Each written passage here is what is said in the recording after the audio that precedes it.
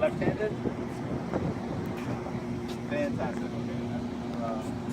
You don't have to watch my language. Okay, so the first concept I want you guys to think about as we're hitting is if you watch tennis on TV, there are different ways that you can swing at the ball, but everybody who plays on TV at a high level, they're hitting what's called topspin ground strokes. They're hitting the ball with topspin.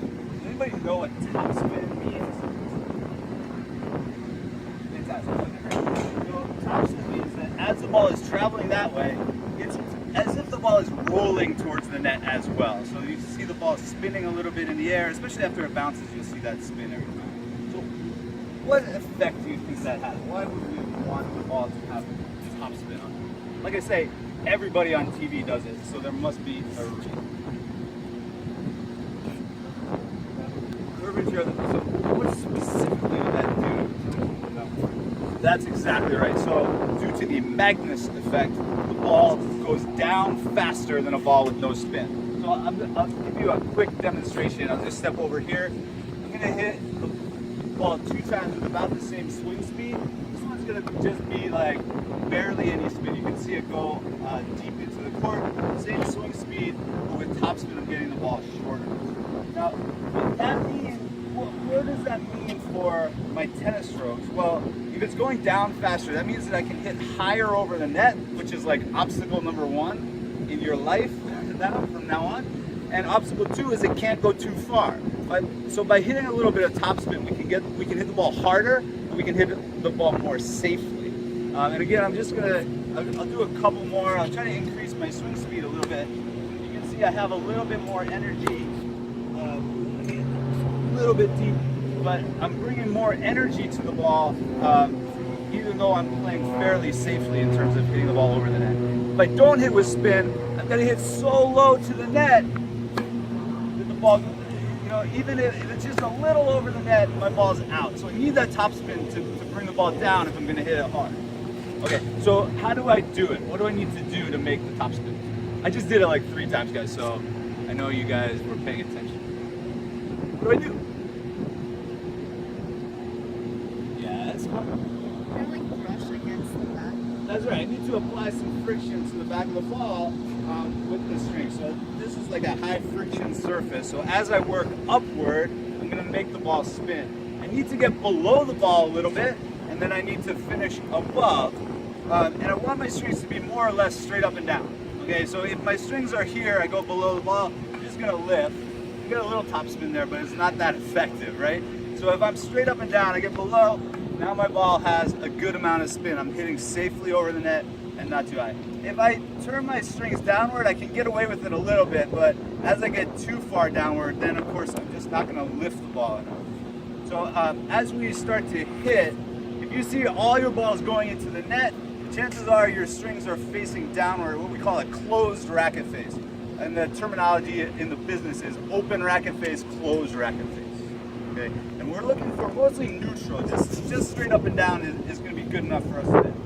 Okay, so the next thing, this is kind of a new thing that I want you guys to work with. I haven't always taught this way, but I found it just so important, especially as we're starting out. When you begin with tennis, it's really easy to think about what your hand is doing and trying to intersect the ball, intersect the path of the ball by touching it with your hand. But when you watch good tennis players, they don't use their hand as much as that. They use their hand to make adjustments, but most of the power from the swings comes from the large muscles that we have in our legs. And so the hip turn becomes the most important element of the swing. So in order to demonstrate this or to practice this, Bavruden, right? Is that pretty close? Yep. I did that cold. That wasn't me.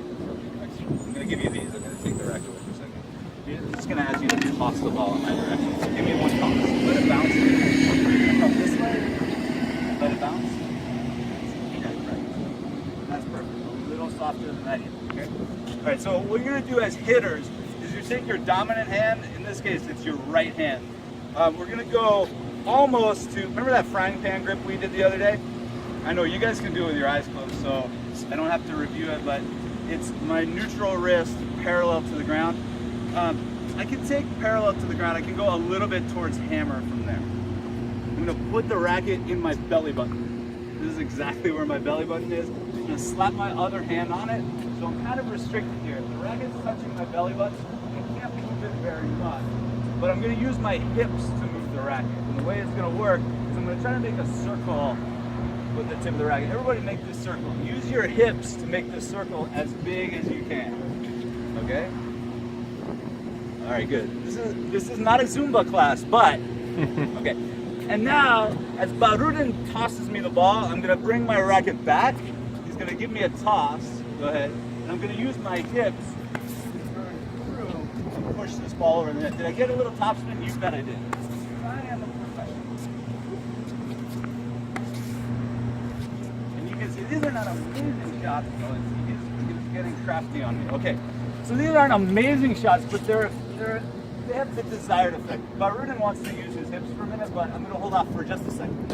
So for progression number 1 today, when you're practicing, in the belly button, almost frying pan grip, 2 hands. So what we do is if we're partners, we just switch after we do 5. So we'll switch places. Barudin's going to hit a couple, it's like without a net here. Yeah, good. Okay, so you're gonna go almost frying pan, so bring your hand under a little bit. Perfect. Cool.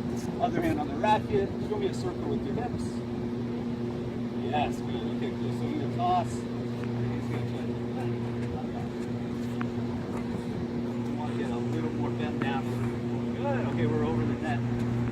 Okay, so we do like 4 or 5 like that, and then we're gonna switch places again. So switch with me.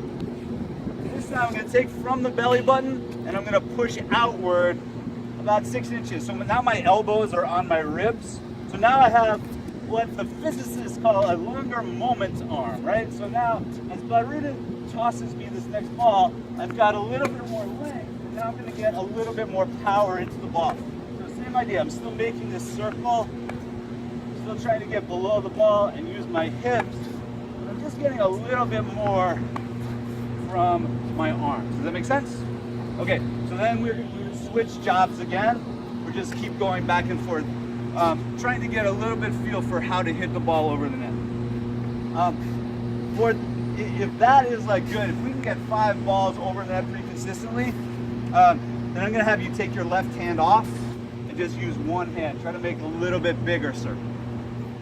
Does that make sense? If you feel solid about how that works, then just move back a little bit further. Still gonna keep tossing and just keep taking turns to try to get a little bit of progress. Sound good? Questions about how that works? Cool, so what we're gonna do is you're gonna partner up with somebody you don't know, introduce yourself, assume that they don't know your name, just share your name, and we're gonna spread out. We've got all these courts. We can do like 2 groups on each court. Each person get like 8 or 10 balls, and there'll be 3 coaches floating around trying to help you out with what they see. Sound good? Great, go. Cut.